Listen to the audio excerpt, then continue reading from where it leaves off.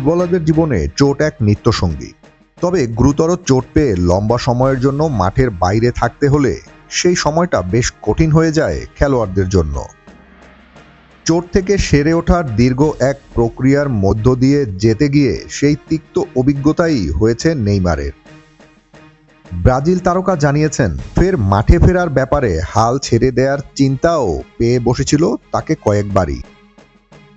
গত বছরের অক্টোবরে ব্রাজিলের হয়ে বিশ্বকাপ বাছাইয়ের খেলার সময়ে বাম হাঁটুতে চোট পান নেইমার। এরপর থেকেই আছেন মাঠের বাইরে।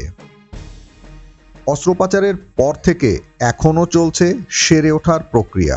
মাঠের বাইরে থাকার পাশাপাশি শতভাগ সুস্থ হওয়ার জন্য দিনের পর দিন সেটাই ক্লান্ত করে তুলেছে সাবেক এই বার্সেলোনা তারকাকে।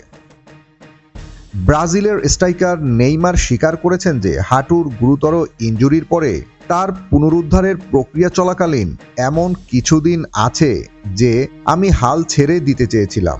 আল হিলাল ফরওয়ার্ড আন্তর্জাতিক দায়িত্ব পালনের সময় তার বাম হাঁটুর অগ্রবর্তী এবং মেনিসকাস ছিঁড়ে যাওয়ার কারণে অক্টোবর থেকে সাইডলাইন করা হয়েছে। ইনস্টাগ্রামে নিজের সেরে ওঠার এই কঠিন সময় নিয়ে লিখেছেন নেইমার, আমি এই চোটে পড়ার পর থেকে সময়টা খুব কঠিন ছিল। এমনও কিছুদিন গেছে যখন মনে হয়েছে যে আমি হাল ছেড়ে দেই। এসবের মধ্যে দিয়ে যাওয়া কঠিন, তবে ভেঙে না পড়ে লড়াই চালিয়ে যাওয়ার আশ্বাসও দিয়েছেন ব্রাজিল ইতিহাসের সর্বোচ্চ এই গোল স্কোরার। কিন্তু আমি এমন এক যোদ্ধা যে কিনা সে যা চায় তা না পাওয়া পর্যন্ত থামবে না। ঈশ্বর আমার শক্তি ও আমার সাহসের জায়গা। আমরা প্রতিদিন যুদ্ধ চালিয়ে যাব। গত বছর পিএসজি থেকে সৌদি ক্লাব আল হিলালে 2 বছরের চুক্তিতে যোগ দেন নেইমার। তবে চোটের কারণে সেভাবে খেলতেই পারেননি নতুন এই ক্লাবের হয়ে। মোটে খেলতে পারেন 5টি ম্যাচ।